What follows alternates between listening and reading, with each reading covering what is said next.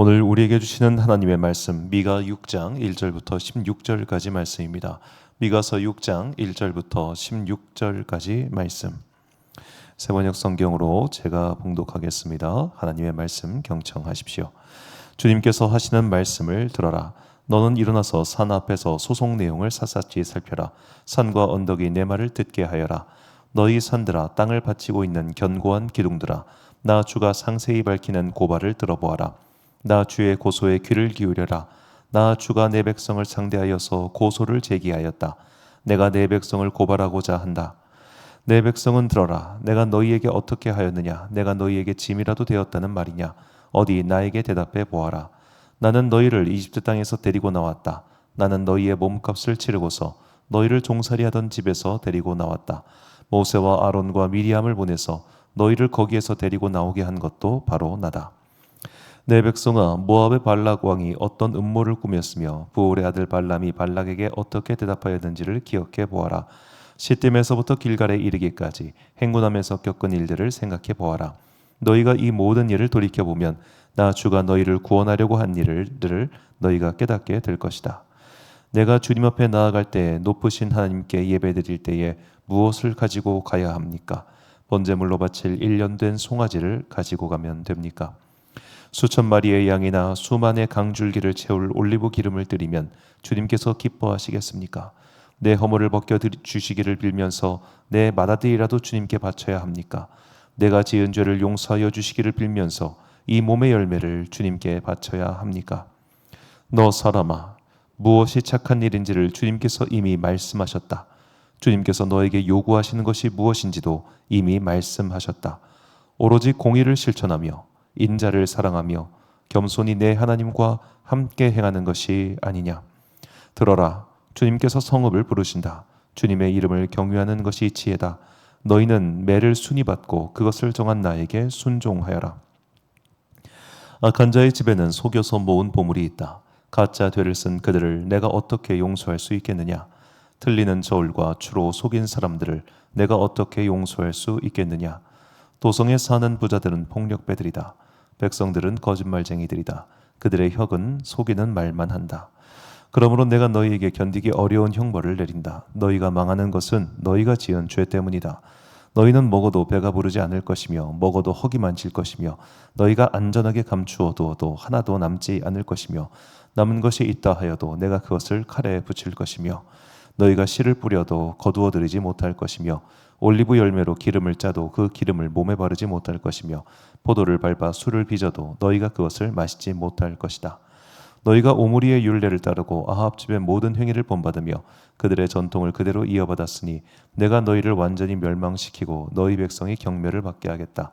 내가 너희 백성의 치욕을 담당할 것이다. 아멘. 정의가 폭력이 되지 않도록 이런 제목으로 하나님의 말씀 선포하겠습니다. 자, 믿음 생활을 하면서 뭐가 가장 힘들까요? 믿음 생활하면서 어떤 사람은 일요일 날 일어나는 것 자체가 힘들다고 합니다. 일어나서 교회 가는 모든 과정이 다 귀찮고 힘들다고 하는 사람도 있습니다. 또 어떤 사람은 교회 갈 때 헌금하는 게 부담된다고 말하는 사람도 있습니다. 또 어떤 사람은 그냥 꼴보기 싫은 사람이 있어가지고 가기 싫다고 대답하는 사람도 있습니다. 자, 믿음 생활이 어렵게 느껴지는 여러 가지 이유가 있습니다. 그런데 하나님께서는 우리에게 분명히 이렇게 말씀하십니다. 요한일서 5장 3절을 보니까 하나님을 사랑하는 것은 이것이니 그의 계명들을 지키는 것이라. 그의 계명들은 무거운 것이 아니로다. 그러니까 하나님께서 우리에게 지키라고 하시는 믿음 생활의 법도, 믿음 생활의 법칙, 믿음 생활의 율례들은 어려운 거 하나도 없다는 겁니다. 그런데 왜 믿음 생활이 힘들게 느껴질까요? 착하게 살기 싫어서입니다. 내 이기적인 마음, 내 못돼 먹은 마음을 바꾸고 싶지 않아서입니다. 하나님의 율법은 간단합니다. 정말로 압축해서 하나님의 율법을 한마디로 정의하면 착하게 사는 겁니다. 그런데 우리는 착하게 살기가 싫습니다. 왜냐? 착하게 살면 손해보는 것 같거든요. 착하게 살면 뒤처질 것 같거든요. 착하게 살면은 내 밥그릇이 나한테 안 떨어질 것 같거든요. 그러니까 나도 이를 악물고 악다구니를 써가면서 사는 겁니다. 그렇게 악다구니를 쓰면서 수십 년 동안 살다 보면 내 삶이 그냥 악다구니가 돼가지고 내 거 요만큼도 손해 못 보는 그런 류의 인간이 되는 거죠. 이 교회에서 되게 재밌는 게 있어요. 그 이제 요즘에는 그런 걸 많이 하는데 뭐 교회에서 뭐 노년은 아름다워 노아스쿨 뭐 이런 것들을 많이 행사를 합니다. 저도 이렇게 그걸 예전에 부목사 때 해보면 이런 행사를 기획할 때 절대로 놓치지 말아야 되는 게 뭐냐? 그날 오신 모든 참석자에게 선물을 줘야 됩니다. 모든 분들에게. 그런데 안에서 이런 레크레이션 같은 간단한 게임을 진행하잖아요. 뭐 1번 예 나오세요 드리고 2번 나오세요 드리고 할 때 이거를 그 진행자가 기가 막히게 모든 사람한테 다 줘야 돼요. 다 줘야 돼. 등수를 매기냐 안 매기냐 그건 중요한 게 아니고 다 가는 게 중요해. 왜냐 누구 하나라도 안 받으면 그분이 심하게 상처받으세요. 신기해요. 교회는 오면은 모두가 다 똑같이 받아야 돼요. 모두가 다 똑같이. 그게 안 되는 순간 머리로는 이해를 하는데 가슴에 멍울 정도로 심하게 상처받으시더라고요.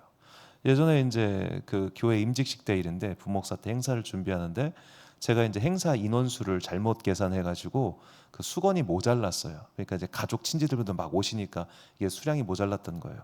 그래서 이제 연차가 좀 되시는 권사님들한테 양해를 구했어요. 권사님 제가 다음 주에 드릴게요. 이번 주 거는 지금 수량이 부족해가지고 권사님들 다음 주에 받아가세요. 권사님들이 엄청 삐지셨어요. 나는 그 수건 한 조각 때문에 신앙생활 40년 넘게 한 권사님들이 그렇게 삐질 거라 상상을 못했어요. 왜 지금 이거를 이번 주에 안 주냐? 축제 날인데 미리 줘가지고 같이 누려야지. 왜 다음 주에 주냐? 아니 그거 받아가가지고 걸레로 쑤실 거잖아요. 그런데도 그걸 그렇게 받아가야 돼. 사람 마음이 그래요. 믿음 생활의 법칙은 쉽습니다. 내 마음이 그걸 어렵게 할 뿐이에요. 그래서 우리가 무릇 다스릴 만한 것 중에 너희 마음을 다스려라 라고 하신 이유는 말씀이 어려워서가 아니라 내 마음이 그걸 계속 거부하기 때문입니다. 자, 오늘 본문 말씀도 그렇습니다. 본문 8절에 하나님께서 사실 굉장히 중요한 말씀인데 이 개역 개정 성경으로 이 암송 요절, 이 미가서의 암송 요절 이거밖에 없습니다. 한번 같이 함께 읽어보겠습니다. 시작. 사람아 주께서 선한 것이 무엇임을 내게 보이셨나니 여호와께서 내게 구하시는 것은 오직 정의를 행하며 인자를 사랑하며 겸손하게 내 하나님과 함께 행하는 것이 아니냐. 아멘. 자, 정의를 사랑하고 인자, 여기서 인자란 자비를 말합니다. 자비를 사랑하고 겸손하게 내 하나님과 함께 하는 것. 그러니까 정의와 자비와 겸손, 이 세 가지를 하나님께서 우리에게 구하신다는 겁니다. 자, 누군가에게 자비롭게 굳은 것 어렵죠. 또 누군가 앞에서 겸손하게 행동하는 것 어렵죠. 그리고 이 모든 걸 더 어렵게 만드는 게 바로 저 정의라는 항목입니다. 자, 누가 그런 말을 하더군요. 정확히 이제 스피노자였던가요? 데카르트였던가요? 자, 상식에 관한 상품, 상식에 관한 이야기가 전 세계적으로 유행을 끌 수 있는 것은 세상 모든 사람들이 나는 상식적인 인간이라 생각하기 때문이라고요. 우리 중에 그 누구도 난 좀 상식이 부족한 것 같아. 난 좀 행동거지가 좀 상식에서 어긋나는 사람 같아. 이렇게 자기 자신을 자각하고 있는 사람 별로 없습니다. 다 내가 상식적입니다. 그 말인즉슨 자기 자신이 다 나름 정의롭다고 그렇게 생각하고 살고 있다는 뜻입니다. 내가 옳습니다. 내가 맞습니다. 그러니까 내가 볼 때 틀린 건 틀린 거고 내가 볼 때 잘못된 건 잘못된 거라고 우리는 굉장히 쉽게 단정짓고 누군가를 자로 재단하고 심지어 정죄까지 하게 되죠. 이게 정의의 함정입니다. 그리고 정말로 누가 보더라도 저분은 참 훌륭해, 저분 참 깨끗해, 저분은 참 어떻게 저렇게 할 수 있을까, 저분은 정말 예수님처럼 사는 것 같아. 그런 류의 사람이면 사람일수록 더 많이 정죄합니다. 특히 저 같은 직업을 가진 사람에게 이것은 아주 치명적인 함정이죠. 부끄러운 과거를 고백하자면 제가 대학생 시절, 그리고 이제 대학원 때는 그래 좀 잠잠하긴 했는데 대학생 때 정말 저는 매사에 비판적인 학생이었습니다. 그 당시에는 뭐 이제 소위 말해 SNS라고 하는 게 없었기 때문에 저희 학교 게시판에 있었어요. 공용 게시판. 그래서 막 게시판에 대자보 제가 무지하게 많이 썼습니다. 정말. 학교가 이런 거 잘못됐고 이런 건 뭐 정의롭지 못하고 막 온갖 비판 이야기 막 다 적어놨어요. 제가 학교 신문 기자까지 했으니까 얼마나 그냥 말이 싸납고 그랬겠어요. 자, 그렇게 싸나운 말들을 하면서 살았었는데, 그러니까 글이 싸나웠던 것 같아요. 또 글은 기록에 남잖아요. 싸나운 글들을 내뿜고 살았어요. 그러다가 이제 군대 전역하고 28대 대학원에서 교수님과 1대1로 그 믿음 생활 지도하는 과목이 있었는데 그 교수님의 말이 잊을 수가 없었어요. 이한결, 내가 너 오래 봤어. 너 예수 못 만났어? 가서 예수님 만나고 와. 딱 한마디 하시더라고요. 그날 정말 기도원에서 어마어마하게 울면서 기도했습니다. 정말 예수를 못 만났다니 내가 전도사하고 있는데 예수를 못 만났다니. 그 말이 얼마나 충격이었는지 몰라요. 왜 그럴까? 아직도 그 말이 오랫동안 기억에 박혀 있어가지고 내가 정말 예수 믿고 있는 사람인가 돌아보게 만드는 시금석인데 왜 그렇게 그랬을까? 내 안에 있는 교만이 정죄의 칼이 되어 누군가를 찌르고 있더라고요. 내가 그동안 하고 있던 신앙생활의 연수가 누군가를 짓누르는 기준이 되어 있더군요. 하나님께서는 정의를 행하되 자비와 겸손 이 두 가지를 함께 강조하셨는데 나는 내가 정의롭고 내가 옳고 내가 맞게 살고 있다고 생각하니까 그렇지 않은 자들에게 계속해서 지적질하고 정죄하고 혼내고 심지어 나중에는 욕하고 비난하는 그런 데까지 가더라는 겁니다. 이것이 모든 믿음의 열심을 가진 사람들이 경계해야 할 부분입니다. 그래서 다윗은 이렇게 간구합니다. 시편 51편 17절을 보니까 하나님께서 구하시는 제사는 상한 심령이라. 하나님이여 상하고 통회하는 마음을 주께서 멸시하지 아니하시리이다. 아멘. 왜 상한 심령을 구하실까요? 정의로운 심령이 아니라 정의로운 심령은 맨날 정죄해요. 그러니까 그의 안에 자비와 겸손이 없어요. 정말 정의롭게 사는 사람들, 정말로 훌륭한 삶을 사는 사람들 많습니다. 그런데 그런 사람들 곁에 가면은 틈을 내어주지 않아요. 왜냐하면 틈을 내어주는 순간 자기가 지켜온 정의가, 자기가 지켜온 그 삶의 원칙이 흔들릴까봐 그 사람들은 정말 본인에게도 엄격하고 남에게도 엄격한 그런 유형의 사람들입니다. 훌륭합니다. 저는 그렇게 못 사니까요. 그런데 그런 자들에게는 겸손과 자비가 매우 약해요. 그래서 이제 안타깝지만 저는 그런 분들의 삶을 굉장히 존중하고 제가 그렇게 못 사니까 하는데도 그분들 말씀 설교 같은 거 들으면 되게 아쉬워요. 항상 누군가의 정죄가 꼭 한 번씩 나와요. 근데 그런 정죄하는 설교를 듣다 보면 교인들 사이에 어떤 마음이 생기냐면 맞아, 그들은 나빠, 우리 목사님은 훌륭해. 이게 자연스럽게 머리에 박힙니다. 이게 그래서 제가 이제 가능하면 특히 특정인을 생각할 수 있게끔 만드는 타인에 대한 비판이 설교에 들어가면 안 좋은 이유는 설교를 듣는 청중들이 그 얘기를 듣고 설교자에게 많은 걸 씌우기 때문이에요. 아우 그래 맞아.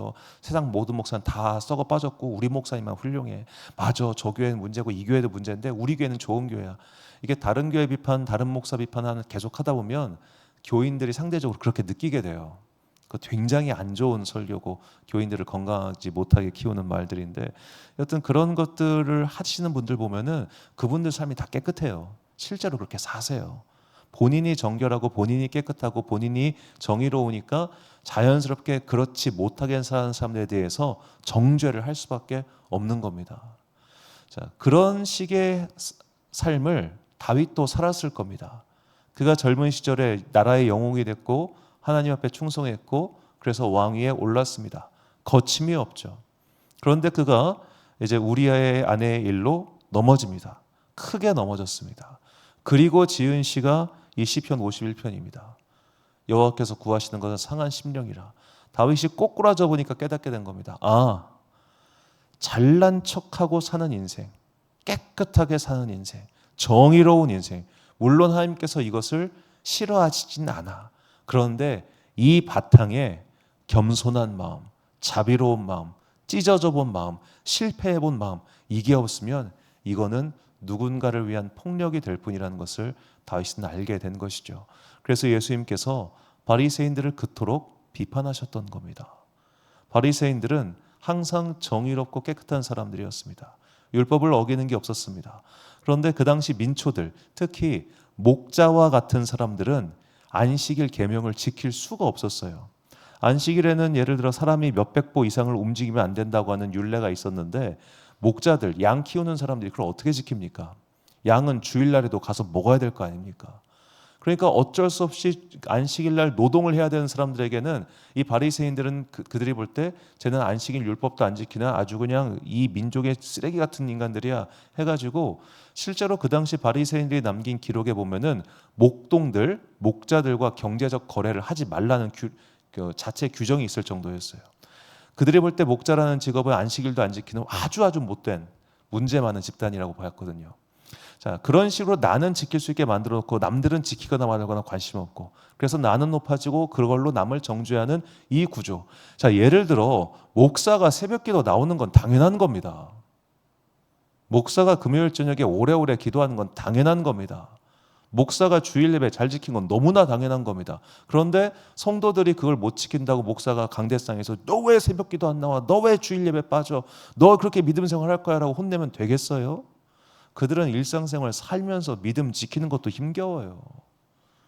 자, 이런 식으로 상대방의 상황과 고려하지 않는 그런 마음, 교만한 마음, 그런 마음이 있어서는 정의는 폭력에 불과하기 때문에 하나님께서 먼저 우리의 상한 마음, 겸손한 마음, 하나님께 맡기는 마음을 구하십니다.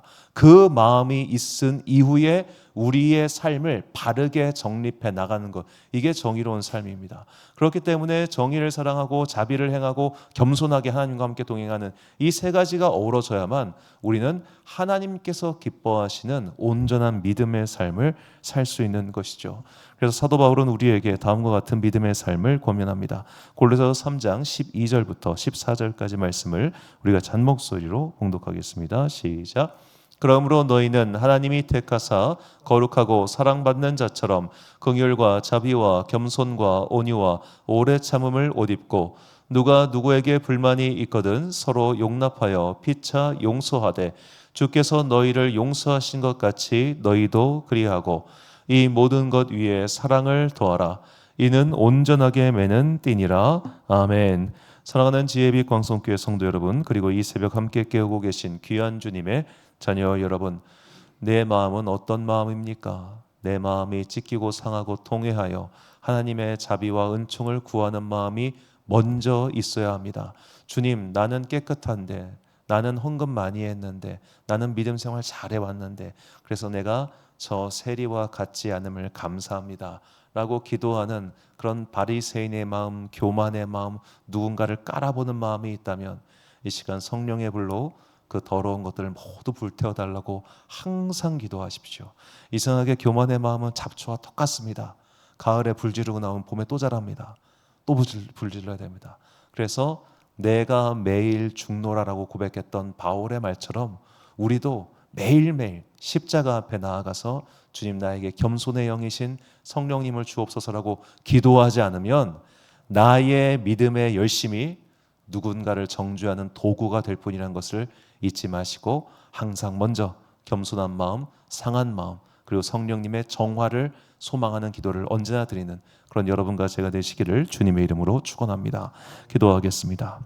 사랑과 은혜가 풍성하신 아버지 하나님, 우리의 열심이, 우리의 정의가 누군가를 향한 폭력이 될 수가 있음을 깨닫게 해주시니 감사합니다.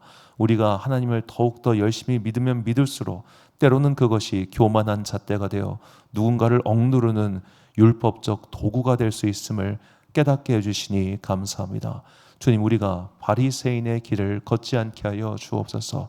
차라리 내 삶이 여러 가지 죄의 진창에 구를지언정 세리와 같은 겸손한 마음으로 하나님의 은총과 자비를 구하는 자 되게 하여 주옵소서. 나의 정결함은 나에게 은혜를 베푸신 하나님께 대한 감사한 마음이지, 다른 누군가 위에 올라서서 너는 왜 이렇게 신앙생활 못해? 너는 왜 이거밖에 안 돼? 라고 누군가를 누르고 그에게 어떤 승리의 도취감을 느끼게 하는 잘못된 방향으로 흘러가지 않게 하여 주옵소서. 그러니 주님, 날마다 나에게 성령의 불을 내려 주옵소서. 그리하여 잡초처럼 죽지도 않고 솟아 올라가는 우리의 교만한 마음, 이기적인 마음, 악한 마음들이 모두 성령의 불로 불타게 사라지게 하여 주시옵시고, 정말로 이렇게 쉽고 간단한 하나님의 율법 잘 지켜서 하나님께 사랑받고 하나님께 예비하신 복을 받는 주님의 귀한 자들 되게 하여 주옵소서. 한 주의 중간 수요일 오전에 함께 모여서 예배드릴 때 주님께서 우리 수요일 예배 가운데 함께해 주시고 함께 예배드리는 모든 성도들에게 은혜와 복을 내려 주옵소서. 특별히 날씨가 매우 덥습니다. 주님께서 은혜의 구름 가운데 당신의 자녀들을 거둬주사 그들이 그 구름 안에서 하나님의 은총을 느끼며 살 수 있게 하여 주옵소서. 오늘 하루도 참 좋으신 우리 주님의 은총과 평강이 모든 주의 자녀들과 함께 하시기를 간절히 소망하오며 이 모든 말씀 우리 구주 예수 그리스도의 이름으로 기도드립니다. 아멘. 오늘의 기도 제목입니다. 내 안에 교만이 남아있다면 성령의 불로 모두 태우시고 하나님 앞에 겸손하게 나아갈 수 있도록 겸손의 은혜를 내려달라고 기도하겠습니다. 오늘 주신 기도의 제목 가지고 기도와 묵상에 힘쓰는 하루 되시길 바랍니다. 기도하겠습니다.